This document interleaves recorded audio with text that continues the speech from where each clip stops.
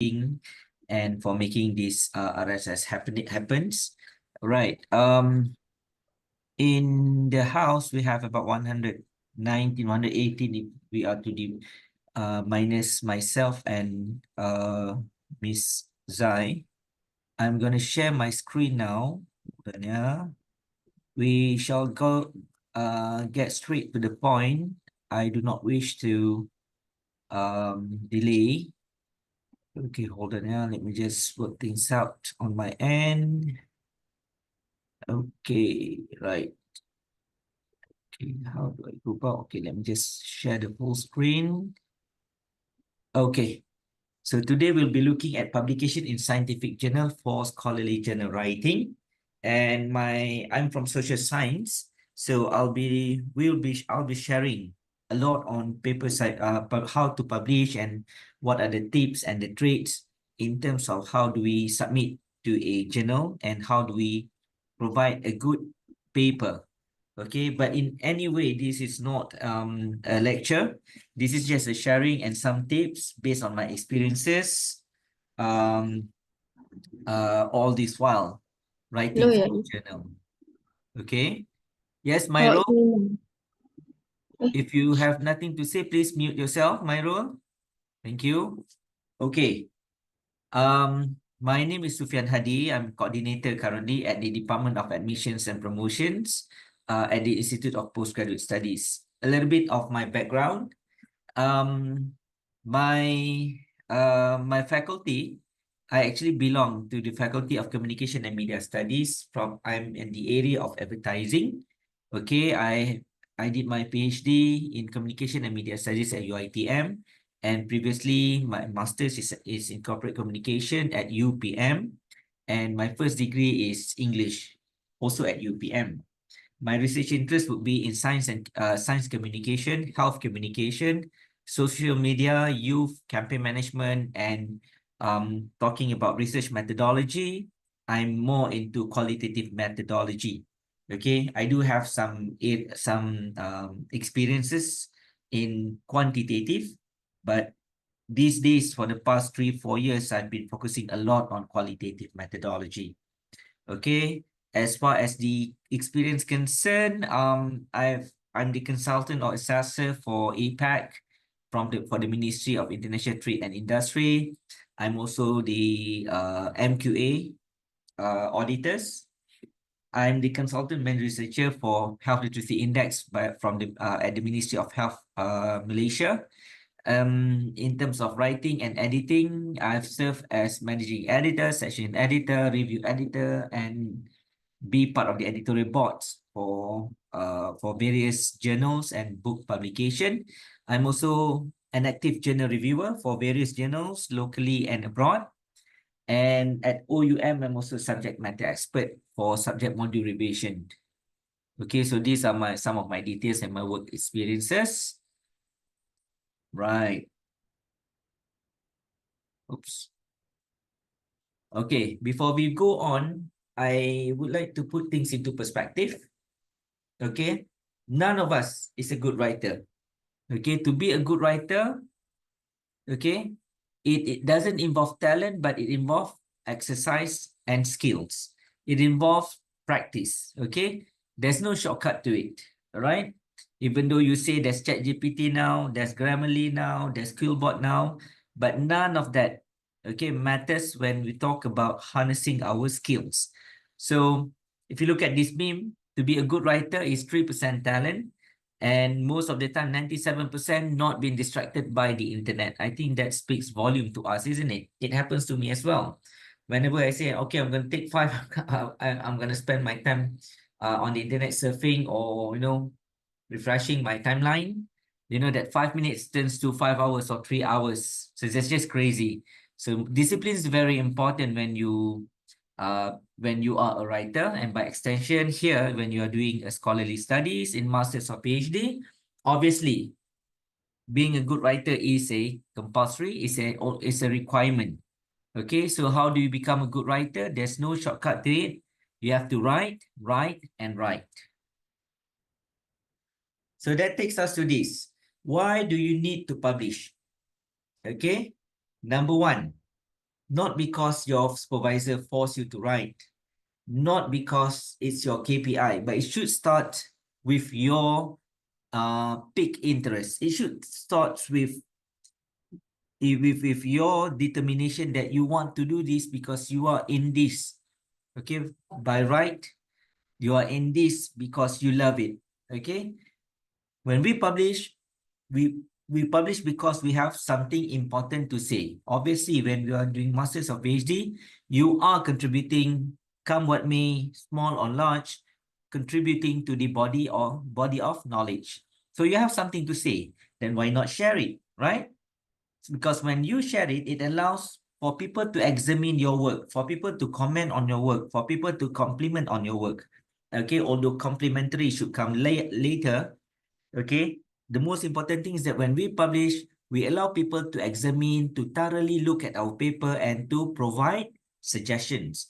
If you're doing master and PhD, this would be a very good advantage because as you proceed towards your proposal defense, okay, when you present to the panel of examiners, the last page always put your references and your publication, uh your publication list, so that it will tell the examiners that not only the examiners is current reading your paper, but most importantly, it has gone through peer review. Means that other professors, other lecturers, other academicians in the area of studies has actually looked and commented on your work. So that can provide a very good cushion during proposal defense, one of the tips. Okay.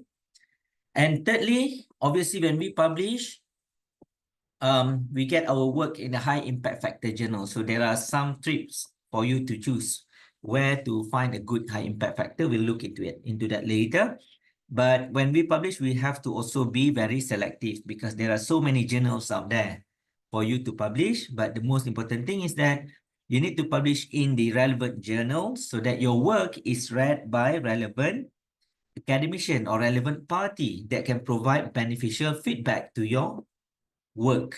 And your work here means that your study, PhD or masters. And that's why I put the KPI as the last point, because your KPI is the least that you should concern about. Even though KPI, you need to publish at least 2, isn't it? Before you graduate, start now.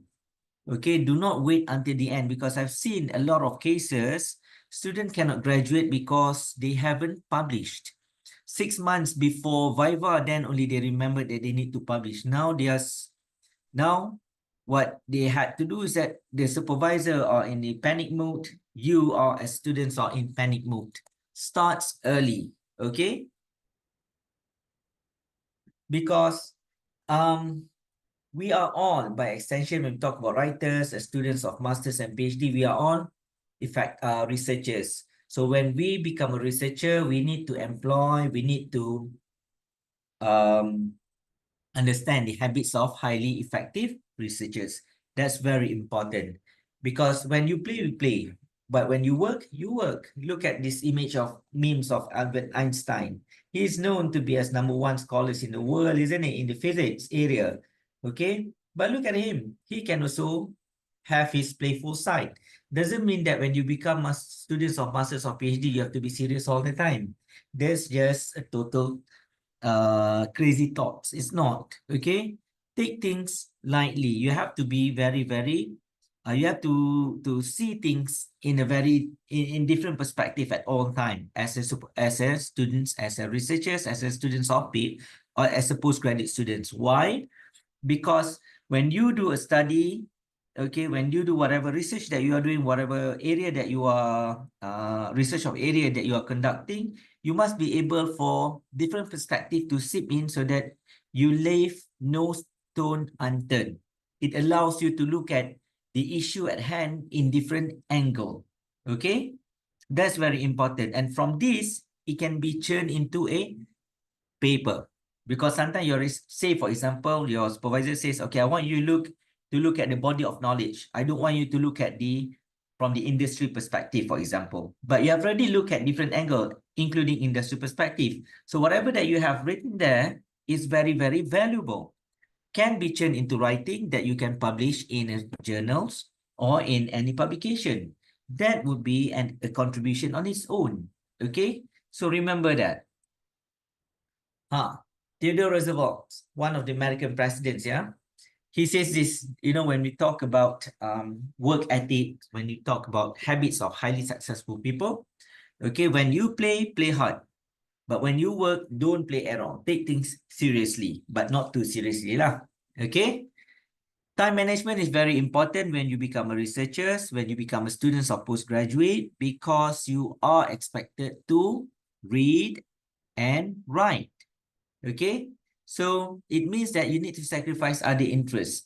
You need to be able to creatively or effectively manage your time. Okay? There's this saying, researchers gave up hobbies, games, and time with friends to become high impact researchers. Okay, but they still had time for family. But it means that less TV, less computer game, and less sports. But you still have time for that, okay? But the first sentence, some of us may agree, some of us may disagree. That's fine. I myself, if you ask me, I don't quite agree with this. You don't necessarily have to give up your hobbies or your games and time with your friends. It means that you need to be able to divide that time in a very disciplined manner so that a bulk of your time, huge of your time is spent on writing, okay, and aiming for that publication in whatever journals that you are aiming for.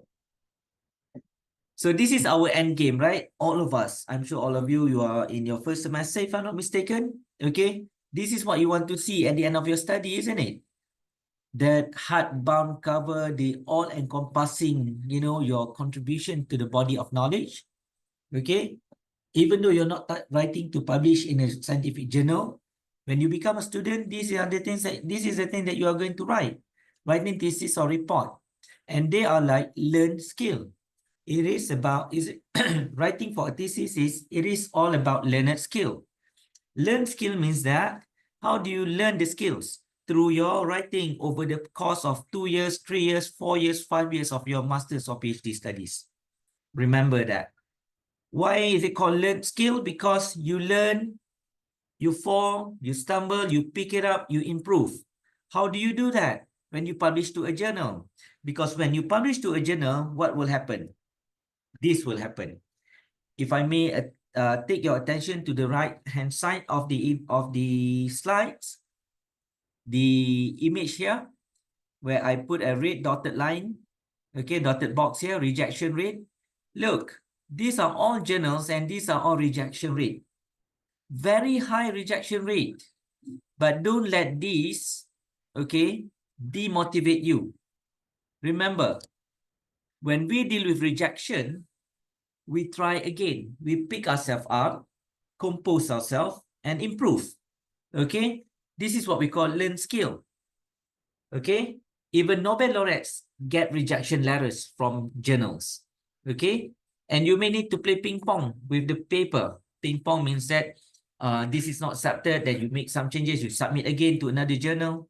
Okay? Once you get the paper rejected, doesn't mean that your paper is BS. BS is, a good word for bullshit. Okay?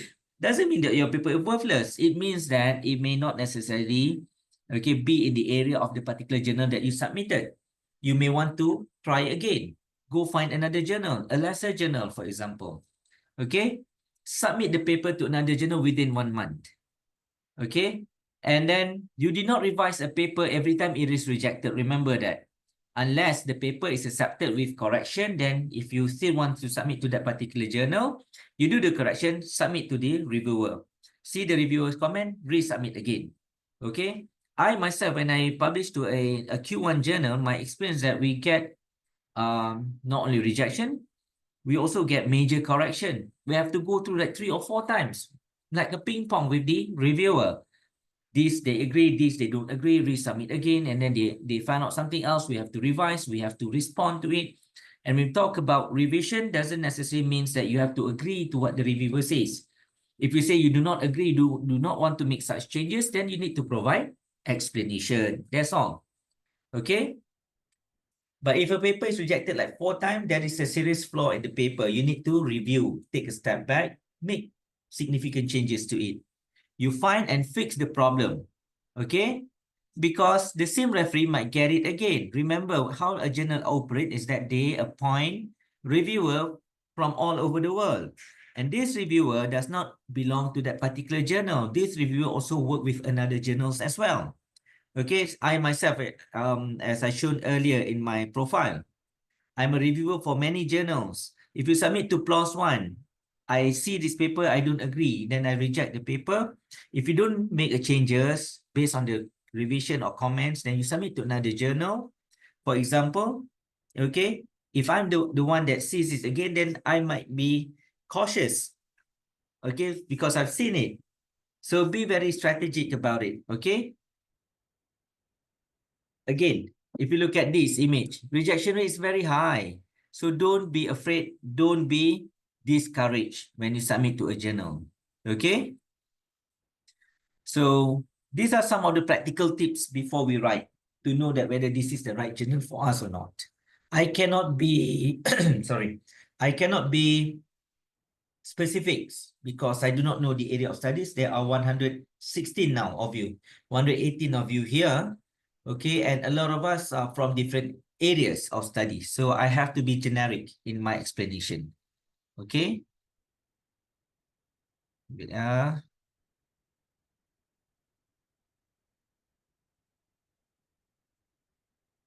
Okay, someone is in the wrong link. Asus. Okay. So why do we publish in high impact journal? Because number one, we need higher citation.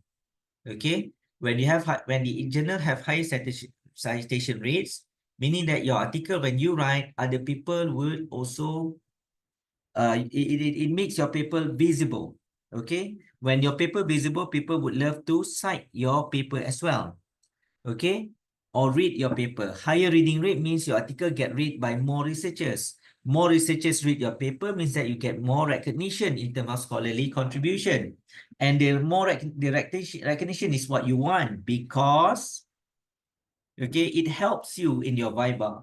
It helps you in your research proposal defense later. Because not only the examiners has got the chance to look at your research, but other people has also able to get a glimpse of your research based on the journal article that you have written across the 3-4 years of your studies. Okay, and that would provide a good indicator to the reviewers, sorry, a good indicator to your examiners, the viva voce examiners, the research proposal defense examiners, that you have made something significant. So there will be less question, there will be less correction during these two important stages of your study. So we are talking about why. Now let's look at where not to submit a publication. Okay. Number one, try to avoid non-refereed journals because non-refereed journals mean that less readership. Avoid volumes with low prestige editors. Not only you look at journals that are not non-refereed, you also have to click at the website and look at who's who in the particular journal editorial boards. Okay, because it says a lot. And also look at the publishers of that particular journal. You know, prominent journal would be very, very much out there. Okay, we look at it later. And finally, but most importantly, don't publish in predatory journal. How do you know whether this predatory journal is predatory? Just Google and you will find the list. Okay, predatory journal means that a journal that, you know, strive on payment. Regardless your paper non-quality, so long as you pay, they will publish. You get the publication, but it will not be recognized. So when it is not recognized, it spells problem for you. It doesn't meet your KPI to graduate. Okay, or people would find that you are a type of writers that doesn't really concern about the contribution to the body of knowledge. Down here, there's this UITM library research site on the predatory journals PETA. Okay, can you see the website that I'm showing you now? Can someone respond to Yeah, this? yeah. You Yeah. can, yeah? All right, good. So if you go to this link, then you will see library guide to identify predatory journal and publishers and related information. This is very important when you become a student. The UiTM library is your best friend. Okay, it provides a lot of information, a lot of knowledge. And one good thing, if you do not know already, say for example, you want to loan a book and the book is not in Shah Alam, it's in Johor Bahru campus, for example, or in another state campus, you can request the library to have it sent to you, to your ITM library, so that you can collect it. Okay, that's one tip. Okay, so this page talks about checklist for choosing a legitimate or quality journal. Okay, very easy steps for you to follow. And then there are a lot of FAQs here that you can go through. Is the journal publisher well known? Does the journal website include full content information about journal and publisher? Aim and scope. You look at journal editorial board, as I said earlier. Okay. Will you send an email invitation to submit to the journal or just join its editorial board? Okay. So list goes on and on. Okay. There's also this another link for you to go to see at UiTM list of predatory journal. So if you click here, you have to avoid. So these are the list, okay, of predatory journal based on bill list of predatory journal and publishers. If you look at this, if the journal that you want to submit is listed here, avoid it. Okay. All right. So let me go back to the slide.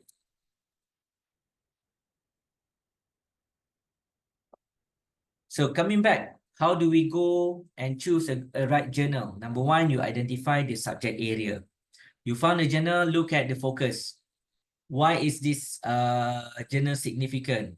And who would be interested in this particular journal? So you look at list of editors. List of editors normally in a lot of journals nowadays provide a link for you to know more about this particular editors, what area that they belong to. Say, for example, you go to a journal that talks about communication. If you click on the editors and suddenly the editor's profile talks about this editor is actually an engineer in background. So it's a red flag already. So be very careful. So you can write an email to inquire about that to the journal. No harm in asking. Okay. Identify a subject. Identify a journal. You look at which journal are interested in these subjects according to their aims and scope. Okay. You look at editors and readers who are likely to be interested in this, and then you check it out. You download at least 4 articles for the last 4 years that could be in the literature review. Okay.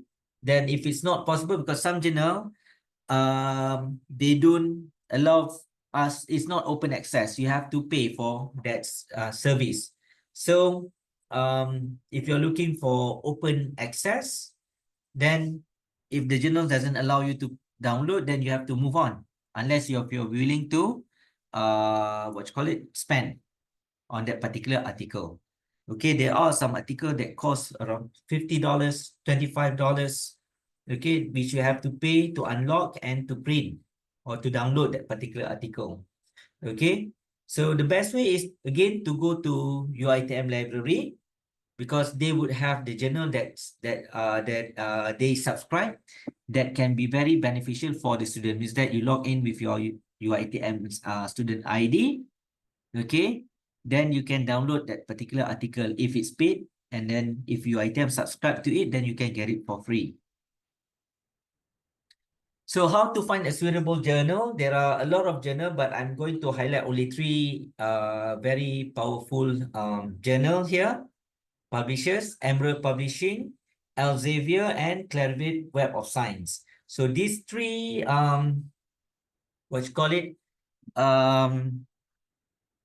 publishers, okay, have that, but a lot of papers in a lot of areas, okay, and a lot of it are free. If you go to Emerald, it's published by Emerald, okay, Elsevier, Journal Finder, and then we have WS Manuscript Match, okay. Clarivate Web of Science is not a journal, okay, it is a site that serve as a sort of like auditors that look into the quality of that particular journal by giving an index and matrix to it, okay. But they provide a search engine for good journals that they can recommend to you. Same goes with Elsevier. Okay, if you go to Emerald, it provides you lots of menu that you can look for. Okay, you can look at peer reviewed, you can look at influential authors, international and highly cited journal. Okay, and then you can also browse through the area of studies, hospitality, library, marketing, health and social care, engineering. The list goes on and on. Okay, and then they also have different section. Okay, e-journal premier, management of e-journal portfolio, specialist for e-journal portfolio, e-journals collection for you to explore. Okay, I won't be able to go one by one in this. When you go to Emerald, you can just explore yourself, and then there's a very good navigation system that allows you to connect with the journals itself if you have any questions. Okay, so you just go to emerald.com/insights. Then this is author how-to guide. Means that if you want to submit a paper with them, they provide an extensive guideline. Very easy. Okay. How do you plan? How do you structure? And how do you revise your work? They have even a page for author services. In this section, they provide information and guide how to publish with them. How do you find a good journal within Emerald Publishing in the area of your studies? And what are current publication that are awaiting for publication, current journals that await for publication, where you can immediately publish, call for papers. Okay, these are some of the screenshot. The screenshot for author, edit, and review on how to guides. So they provide all of this. You can just, it is clickable. It takes you to the page and provide you the extensive guides. Okay, how do you structure your journal submission? How do you write simply? How do you proofread your manuscripts? It's all here. The thing with the era of the internet and technology is that we are spoiled for choice. The keyword here is how do you make the right selection? So one of the right selection is to go through Emeralds when you want to submit. Okay, Emerald also provide journal publishing process. So how long does it take? It can be between 2 to 8 months, provided you fulfill the 8 criteria. Sorry, you fulfill the 8 steps. First, submit. Second, editorial check. Third, decision. Then you revise. Once you revise, another 32 days takes for the journal itself to do the typesetting and author proofreads. Okay, then early cite, then finally you get to publish. The the spirit or the feeling of achievement, sense of accomplishment is different. You know, you have that sense of euphoria once your paper has been published. You get very excited. Okay, that should sustain. That should push you to become a better writer, push you to become a good scholar, in a way that push you to become a better postgraduate students, right? Emerald also provide how-to guides on authoring, editing, reviewing, how to publish, you know, how do you find a journal, what are e-journal collection. So the links are all here, okay? I have the slide. I'll share the slides to you. Miss Zai later would share it to the rest of the those who are here, okay? Moving on to Elsevier, okay? Elsevier also have an extensive list of journals depending on the area of research or studies. You can provide, you can go to the search engine there in Elsevier and find the journal that is right for you. Okay, so if you look at this, time to first decision, all journals, it provide that forecast. They say, for example, you want to publish in Journal of Hospitality and Tourism Research. It provide you a guide and expectation. Okay, time to first decision, how long? From 0 week until 52 weeks. So it should be around this. So if you feel that you are in no hurry and then it doesn't take long, so you may want to try this journal. Okay, and aside from this, they also provide another 49 recommendation within the area that you are looking for. Okay, all you need to do is remember journalfinder.elsevier.com. Okay. Aside from that, it provides the impact factor for every journal that you search for. Okay. See, site score, impact factor, acceptance rate, 7%, very low, isn't it? So you have to be careful. Time to first edition, 5 weeks. Time to publication, 13 weeks. So work within your timeline. If you are late, for example, you're going for Viva and then you haven't published. If it's 13 weeks too long, then move on, find other journals, for example. This journal, for example, Journal of Management Education. See, it takes only 5 weeks to publish. Okay, the site score is higher, 5.2, impact factor 5.2. Acceptance rate also very high. But to publish here, you have to pay more than here. Open access, but you have to pay $3,560. Okay, it's not cheap. Okay, there's no publishing charge for subscription, but for open access, meaning that you can publish for free, but anyone who wants to read your paper, they have to pay. Okay, but if you say my contribution to the world is free, they can put it they can allow it for open access, but in return you have to pay for that open access. It's either way. Okay. Then moving on to Web of Science, Clarivate, also a kind of search engine. You can search for what you call it, the journal that is useful for you. How do you do that? If you don't know whatever journal, you just type the title of your paper or manuscript that you have, click sort by match score, then matching keywords. You can just put the keywords of your abstracts, then you search. They search and they provide a journal that matches all of the title that you put there. Okay, see, example, the influence pro-social behavior towards donation intention among Gen Z. So you go by title, you find journals, then it provide journal results down here. You can scroll down. One of the journals is Technological Forecasting and Social Science by Elsevier. One of the journal. Okay. So if you go into more details, you put even you put abstract here, you can also find the journals. Then it will try to match as close as it is based on your title and the abstract that you insert. Okay. Aside from these three, there are also open access publishing journal. Open access meaning that you can download or you can have that journal article for free. But in order for you to get it for free, the author need to pay the journal. As an author, if you want to publish with PLOS ONE, and PLOS ONE is an open access, you have to pay them more, for example. Okay?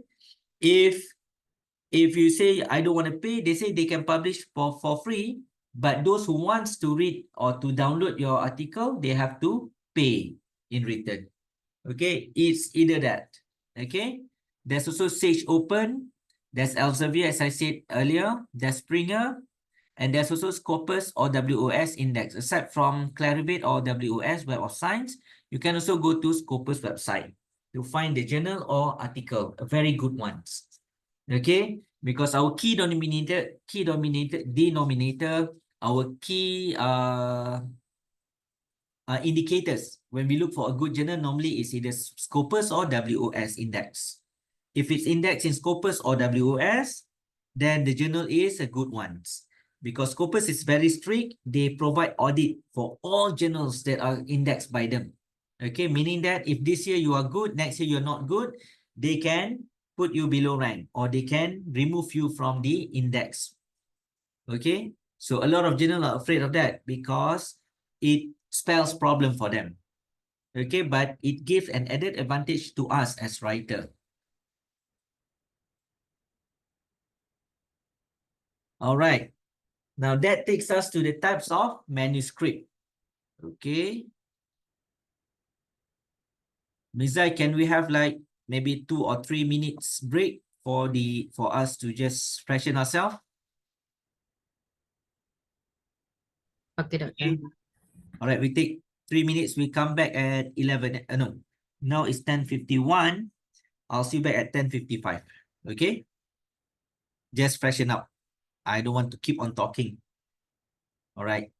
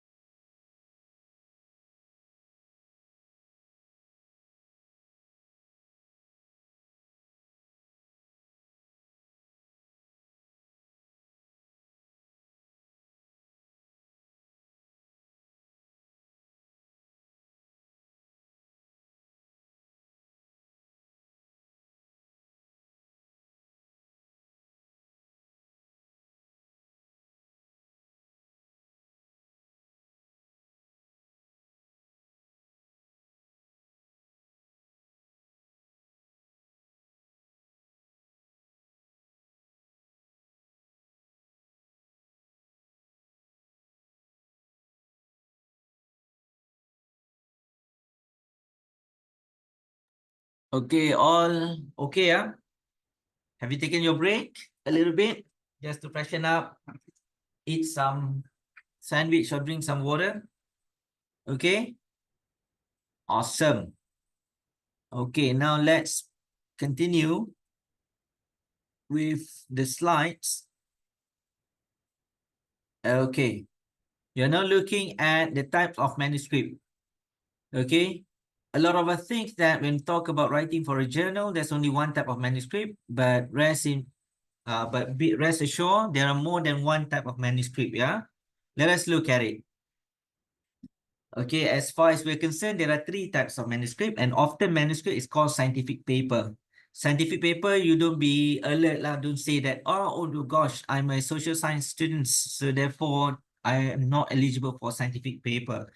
Be fully understood that, you know, scientific paper also means that social science paper, okay?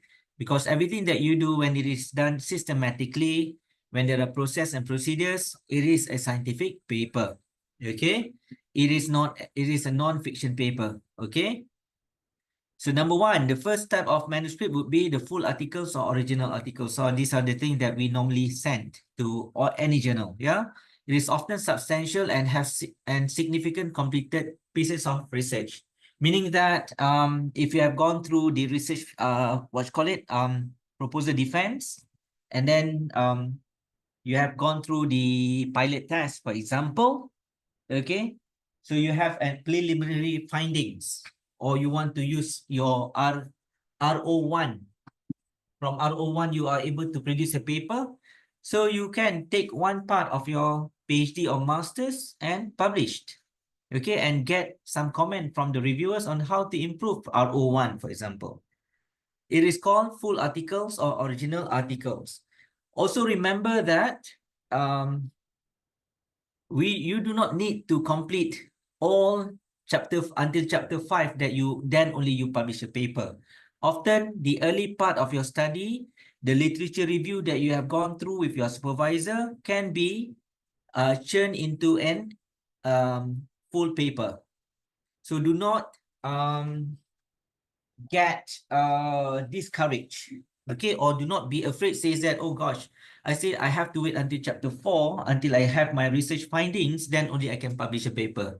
No, you don't have to wait for that. Even if you are at chapter 1 and chapter 2, you can already come up with at least one paper. Okay, it is called systematic literature review paper or meta-analysis paper. How are you going to do that? It has to be done systematically. How do you say systematically? Because when you do a literature review, you are doing gap analysis, isn't it? You are doing problem statement. You are looking for the issues. So whatever that you find is a piece of outcomes or results. And how do you come up with that? There's this prisma, there's systematic literature review metrics that you have to go through. I don't have to teach this. I cannot teach here now because of the time and whatnot. You can check and talk to your supervisor, okay?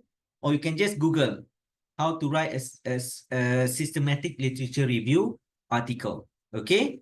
That's the first type of manuscript. The second type is letters or rapid communication or short communication. This is a quick and early communication of significant and original advances.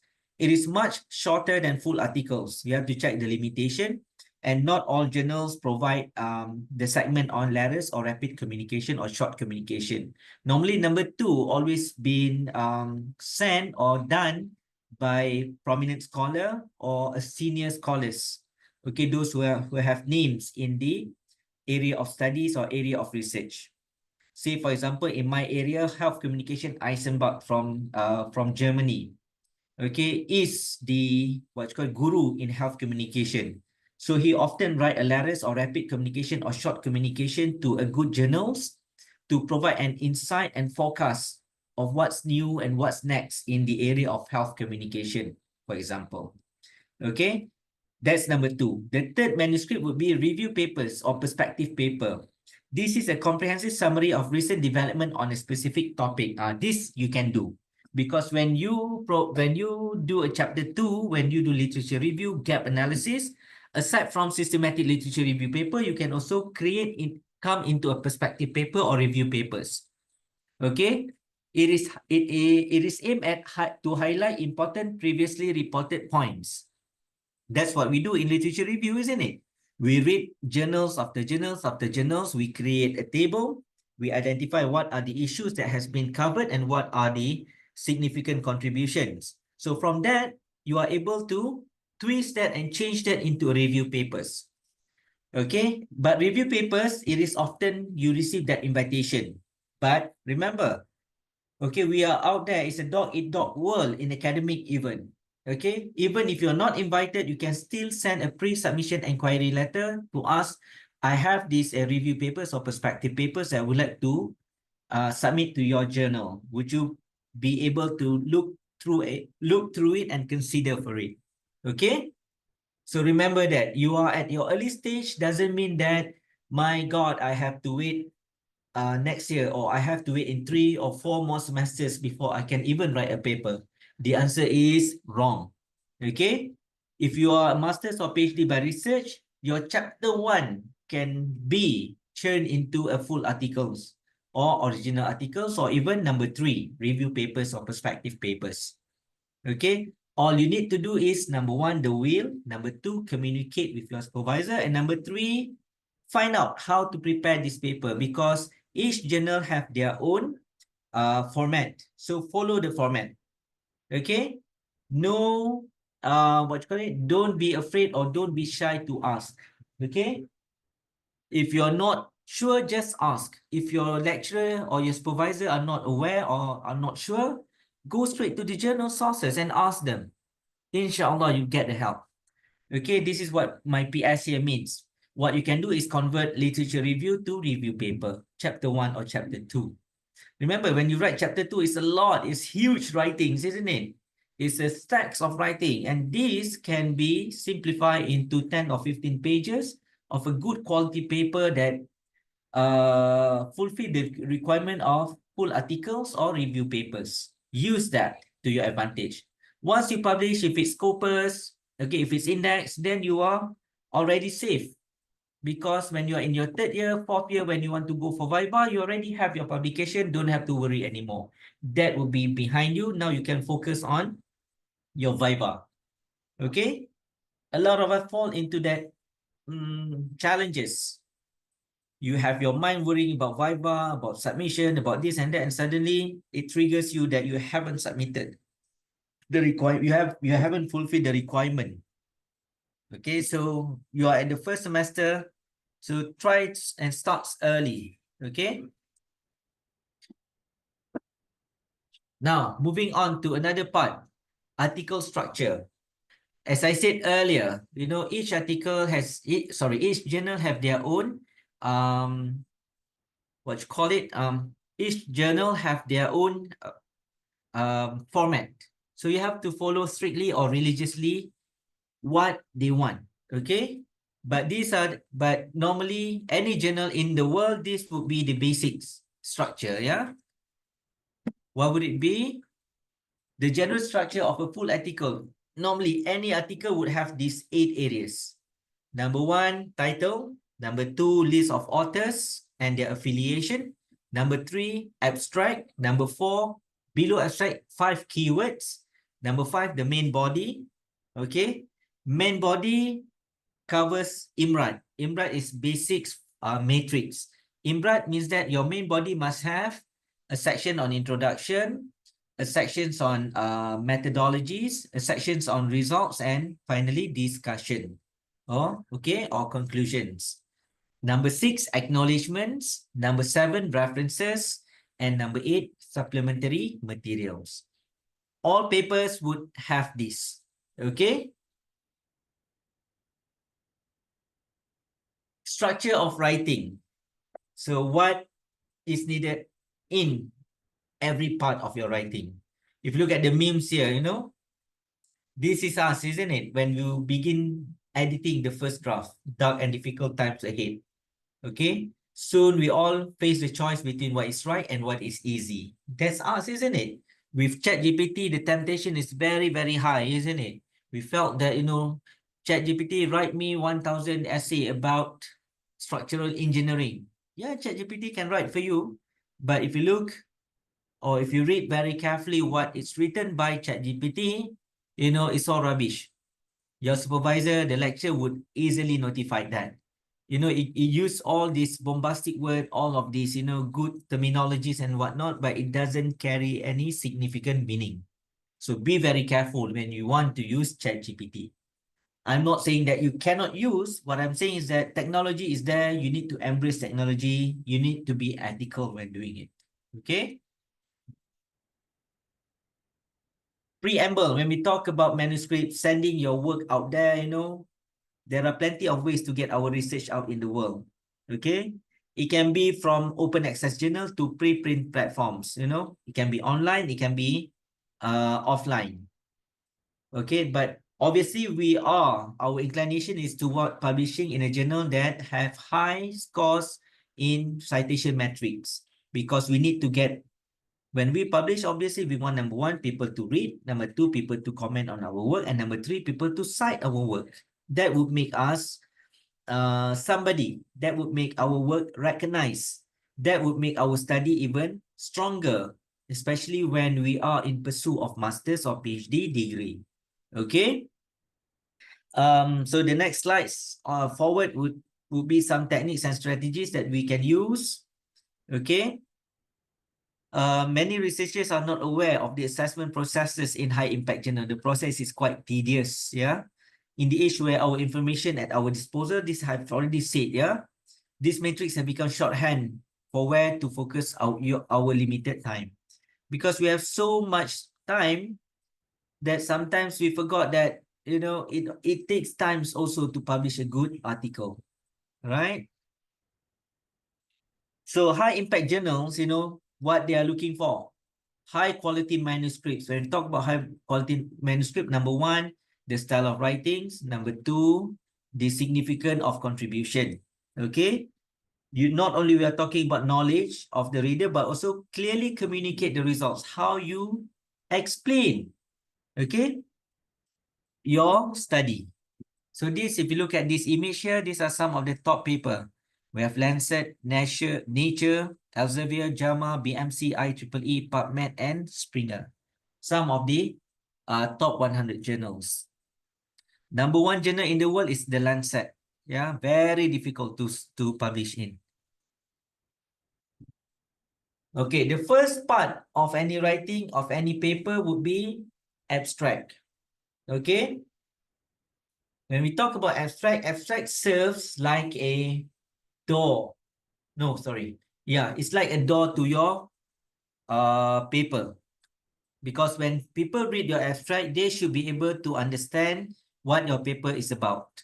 Your title is the window to your article. Your abstract is the door to your article.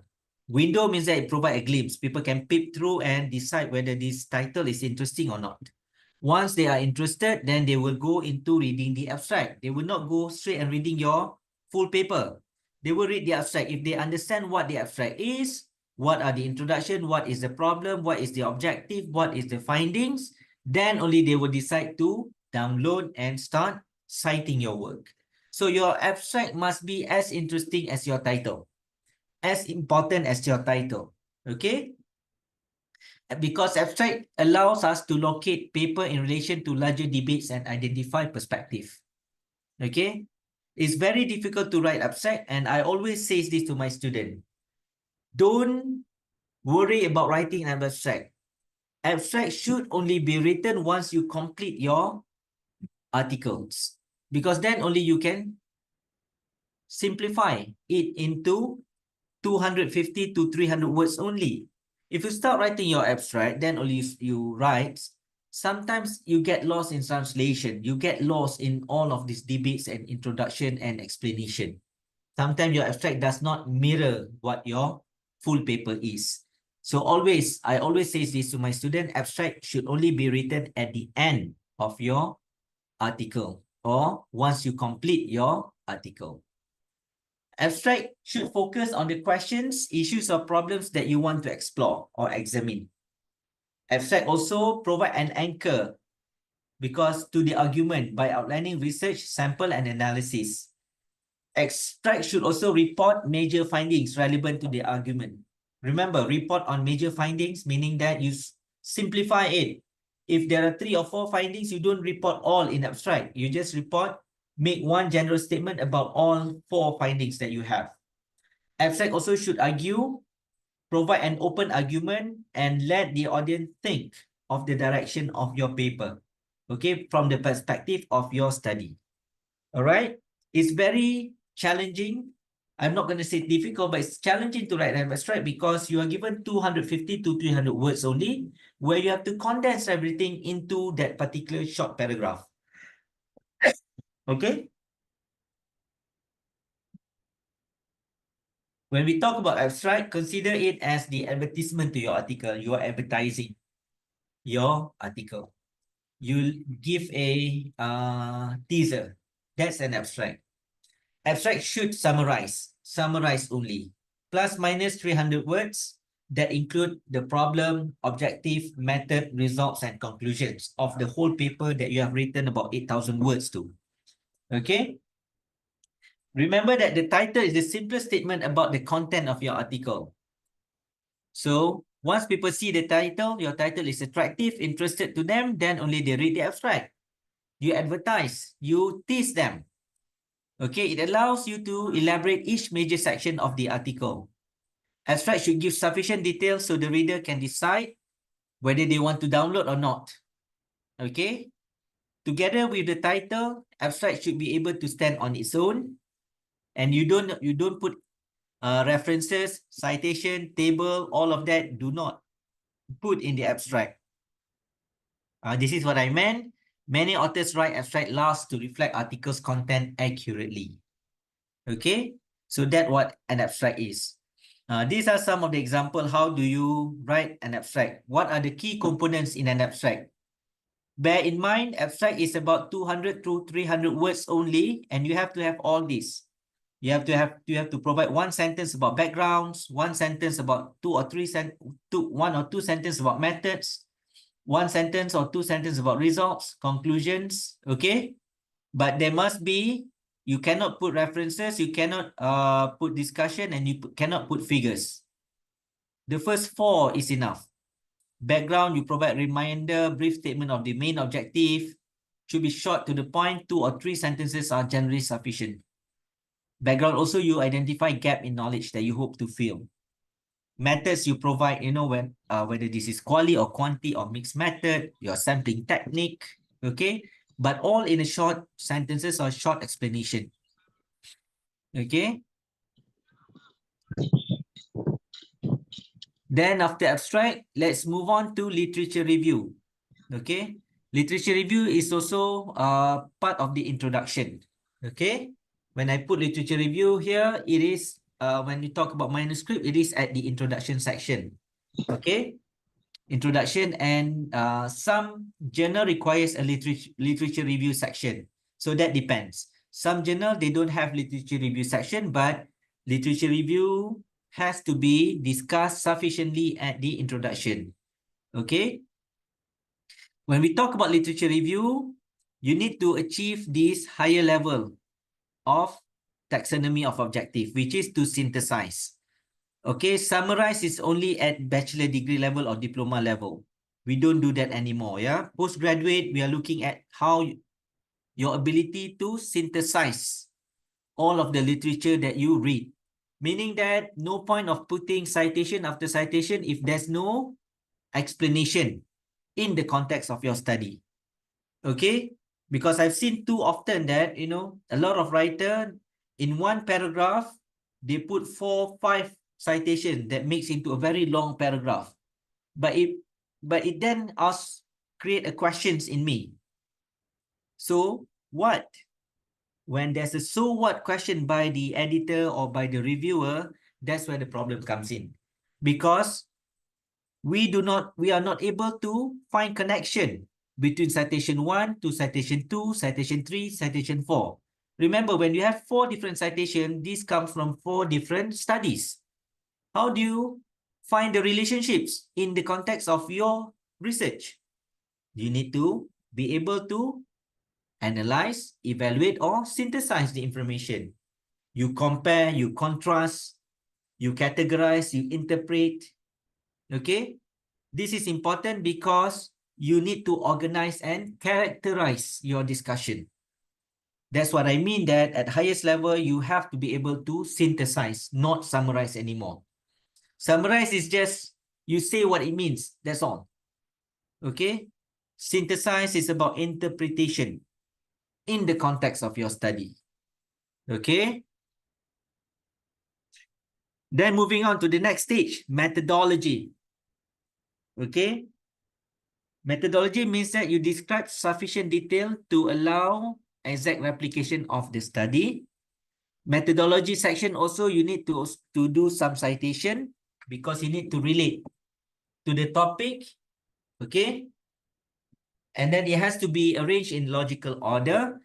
That's what I said. When you want to publish in certain journal, download at least four articles from that journal and see how it is written, how it is arranged. Some journals, they provide a template for you to follow. Some journals, they don't. If you do not have that, it's always good to read the articles on that particular journal so you get the hang of it, so you know the nuance on how it is written. Methodology also requires you to provide subheading so that the reader would know what are you talking about. And then when you have statistical tests, you need to provide description. Do not give a table where you don't describe. You have to describe. In article, you have to write methodology in past tense. Okay, remember that. Once methodology is done, then you go into findings. Findings, this is where you discuss your results. Some journals, they use section on findings. Some journal, they use a section that titled as results. Okay.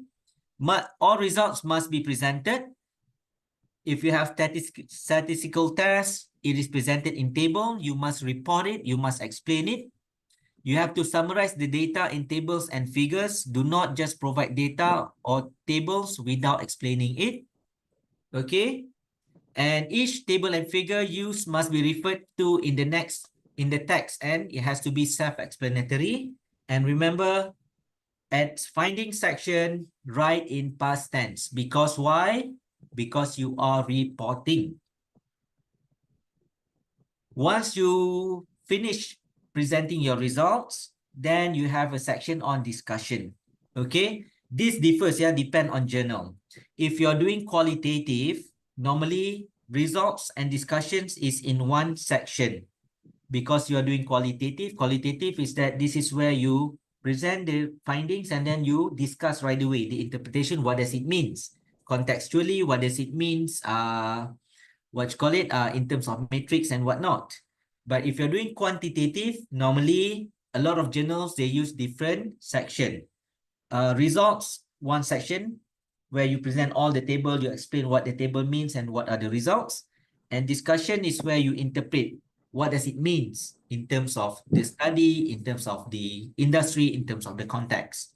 Okay, but remember, discussion is the most important section because the reviewer, the examiner wants to know, okay, what significant have you made? Discussion is the bottom of the hourglass. Okay, when you have that hourglass, the bottom where you receive all of this information, and this is the most important part. And at the discussion part, you have to open with a clear statement on the support or the non-support of the hypothesis. This is if you do quantitative. Okay, why is it supporting that hypothesis? Why is it not supporting the hypothesis? You have to make it very clear. Okay, you interpret and explain the results, relate to other studies. This is where you do citation. And then possible explanation for the unexpected results, because you can forecast the results based on hypothesis, but if the result comes out unexpectedly, you have to also touch on it and explain. And discussions must be written in past tense. Then finally, you wrap the paper with a conclusion. You wrap it all up. Other than restating the main outcomes of the experiment, talk about broader implication of your work, the significance of it. Okay? Why do your result contribute to the greater body of knowledge? So when you talk about outcomes, we are talking about your contribution to the body of knowledge, contribution to the society, and contribution to the what? Body of knowledge, to the society, and to the industry. Normally, when we talk about conclusion, we look at these three areas and then we discuss how your study contribute to the body of knowledge. Body of knowledge, how does it contribute to the literature? How does it contribute to the theory? How does it contribute to the framework or the model of the study? Number two, contribution to the society. If the result is this, how does the society benefits from it? Which society? Which part of society? Okay, what demographic, what age group are beneficial for it? And thirdly, contribution to the industry. Can you make money out of it? Can you generate incomes from it? Can you help any industry? Okay, you can explain in such a way. How do your result contribute to the greater body of knowledge? I explained that.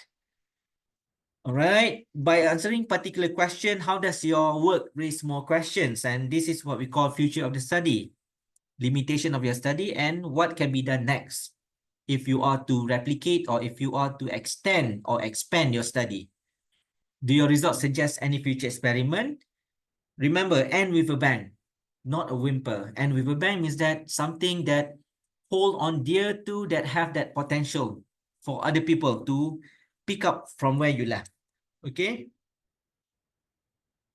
And finally, once you have that, you need to have acknowledgement. Acknowledgement normally if you are students and then if you receive a scholarships or UITM sponsors the publication of this paper, then at the acknowledgement you have to acknowledge. Okay, the researcher or the author wishes to thank UITM and it says for sponsoring or for the contribution to the paper and whatnot. Okay, acknowledgement. References. References is also important.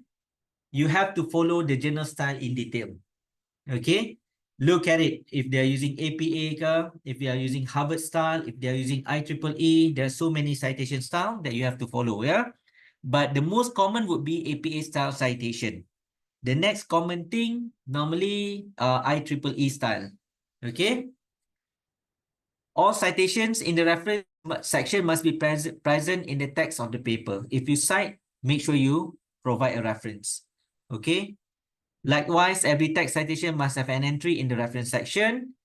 When talk about citation, it's always good for you to cite paper that are latest 5 years. We are in 2024, so cite paper as early as 2019 onwards. Okay.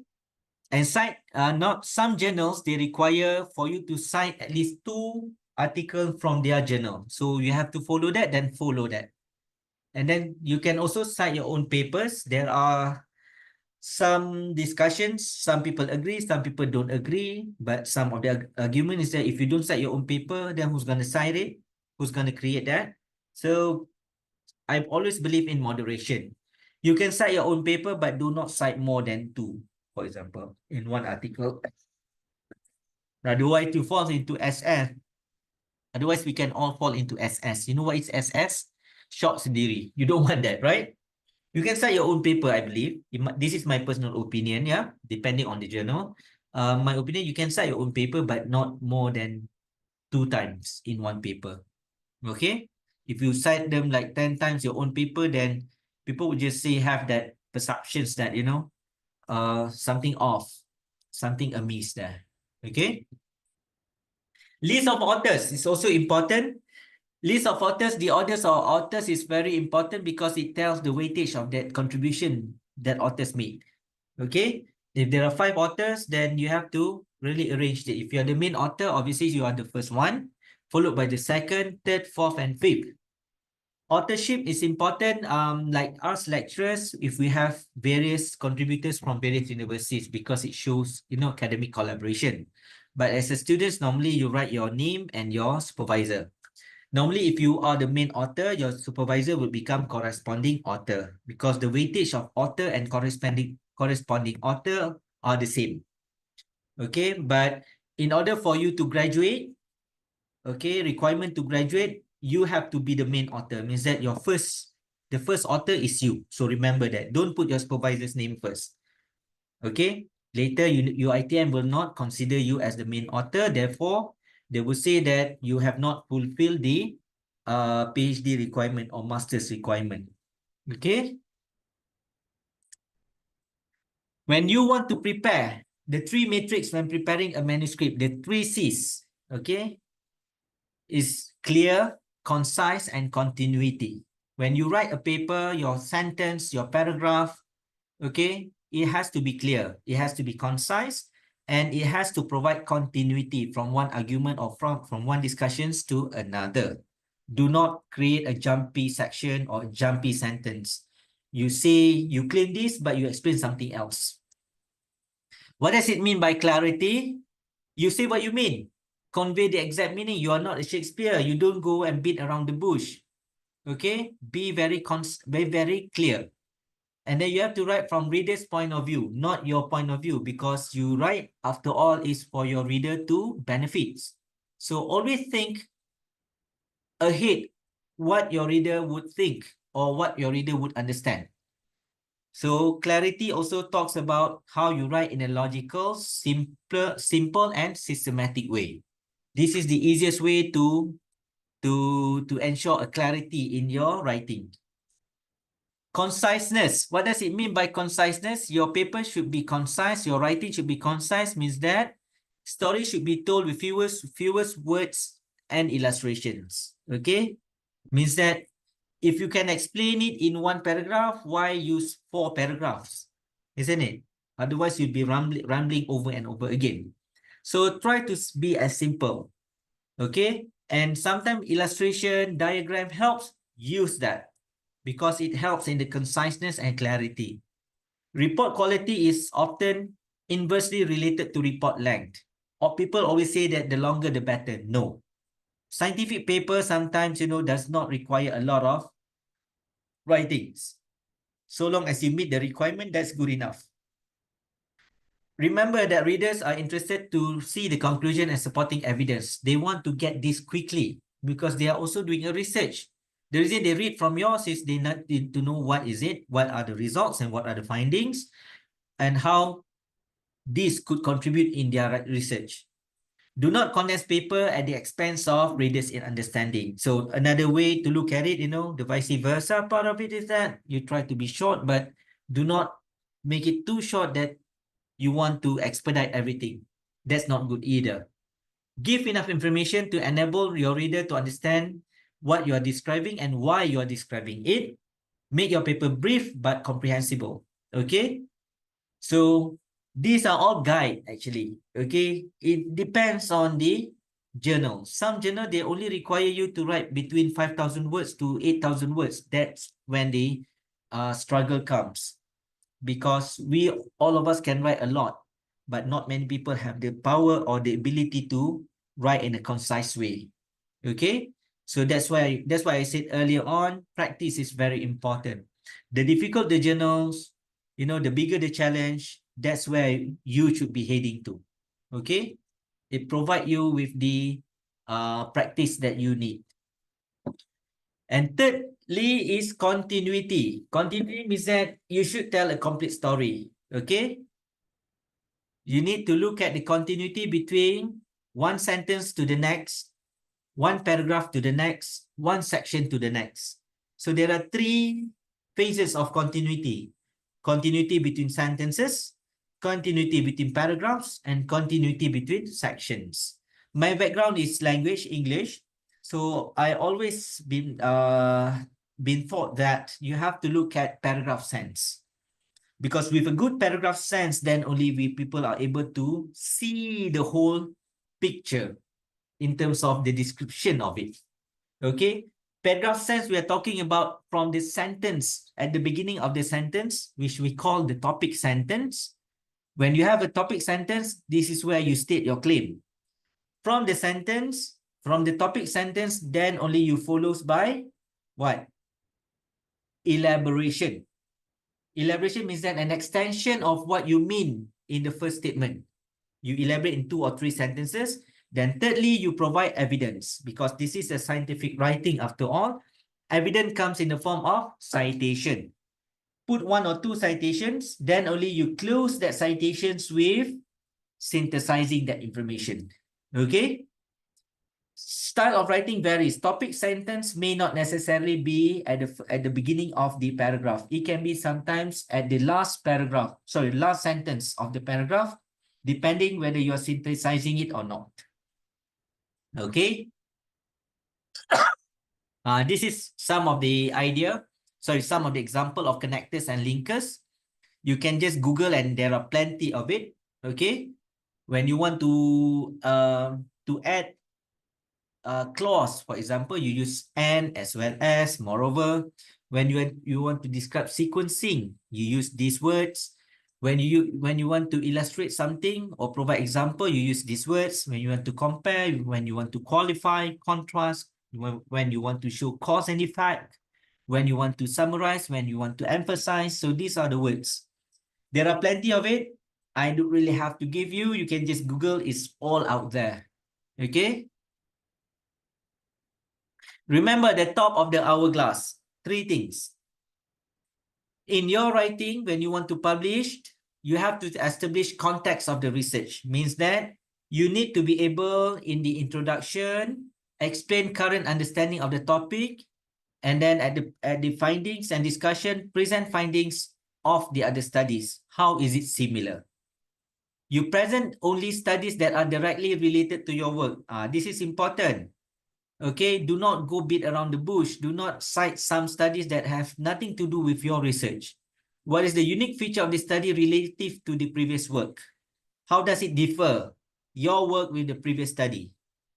And then you need to clearly state the objectives and hypotheses. All right, if you're doing quantitative, obviously a hypothesis.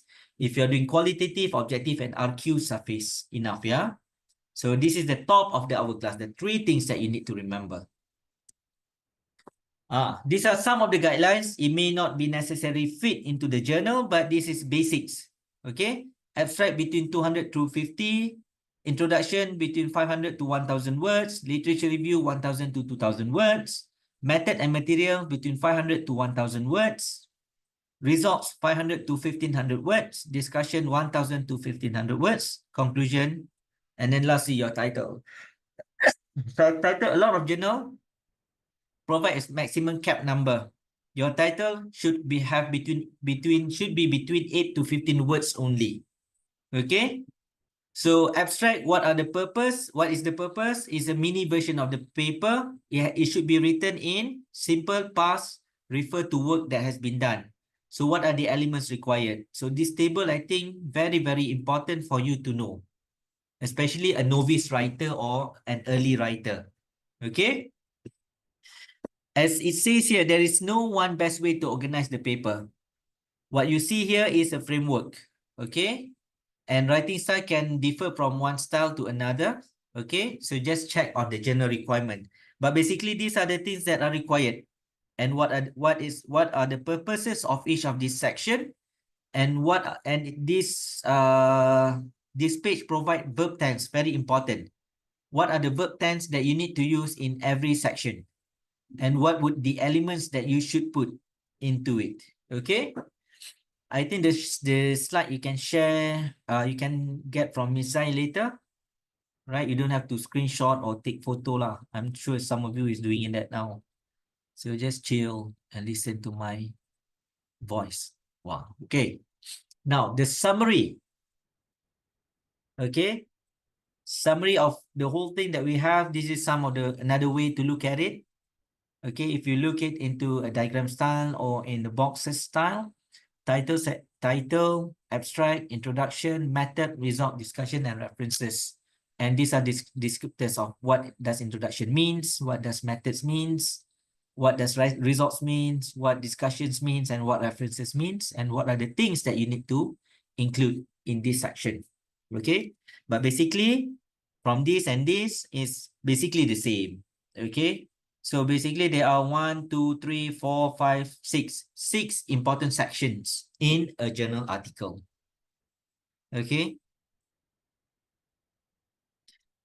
This is some useful link if you want to do what you call it? Systematic literature review.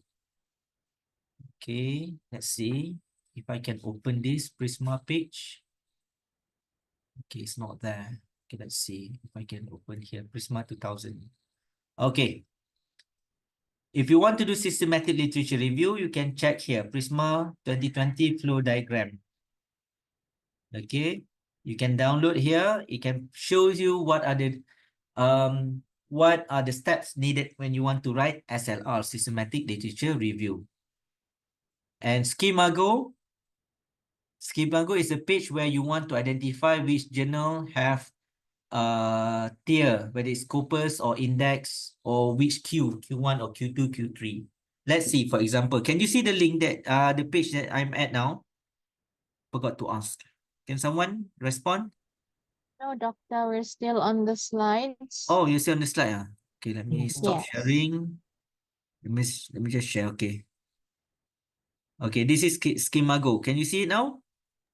Yes, doctor, thank you. All right. So, say for example, I'm looking for this journal, the qualitative report. So I just type it here. It's not there. Okay, what else I can see? Plus one. Okay, there's a journal on plus one. So it provide description here. The H index very high, 435. Okay, ISSN is here. So if you scroll down, it provide you the readings and the matrix of this journal. The total site, SJR. Okay, what you want to know is, sorry, not here. Where is it? Where's that image? You want to know whether they are the quartile of it. Q1 is the highest quartile, yeah? Q1, there are Q1, Q2, Q3, and Q4. So Q1 means that this is the highest ranked journal. A very good journal, Q1. That is one. And number two, you need to know whether it is Scopus index or not, yeah?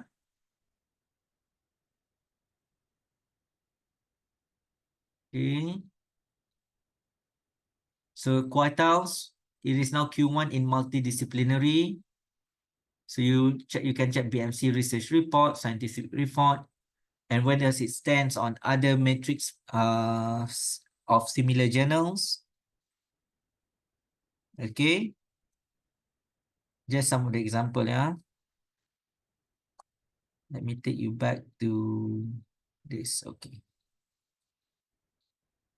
All right. Okay. Now let us look some ethical consideration. Obviously, once you finish writing, you need to also understand that, we are all human, we are prone to make mistakes, but that doesn't mean that we can make mistakes. So you need to look at ethical consideration, the principle, values, moral, and integrity as a student, as a researcher, as an author. Okay. Ethical issues in publishing. When you want to publish, you look at there's this what we call scientific misconduct. There is falsification of results. Means that you do not report what you find. You report something that is all look okay and whatnot, but it's actually not represent the research. Okay, that is scientific misconduct. You falsify the results. Okay, when you run analysis, the result says negative. You don't want to report negative, but you report it as positive, and then you alter the numbers and whatnot. That's wrong. Publication means misconduct, plagiarism. Okay, I'm sure all of us know about this, plagiarism. Paper must be original to the authors. You don't plagiarize. If you're caught plagiarize, very, very severe penalty. Yeah, you can be banned, your name. They will name and shame you. Okay, and this would cause serious what you call issues to you later on. Publication misconduct also talks about duplicate submission or duplicate publication. Be ethical means that if you submit to this journal A, don't submit to journal B at the same time. Wait for journal A to go through until they reject, or if you see that there's no potential with this journal, then you provide notification to this journal A, then only you submit to journal B. Don't submit to multiple journal at all time. That is publication misconduct. Duplicate publication, you publish in one journal, the same paper you changes and then you publish in another journal. That's wrong. Okay? If you have published in one journal, you cannot use the same paper to publish in another journal. Even though you rewrite it, but the findings are still the same. So don't do that. There are lack of acknowledgement of prior research and researchers. Okay? This, the reviewer would normally pick it up. Inappropriate identification of all co-authors. Okay, you do not cite them properly. Oh, sorry, you do not identify your co-authors properly. And there are conflict of interest, meaning that you know somebody in the journal and then you publish with them and then you get easy access, for example. So that is misconduct. Data falsification.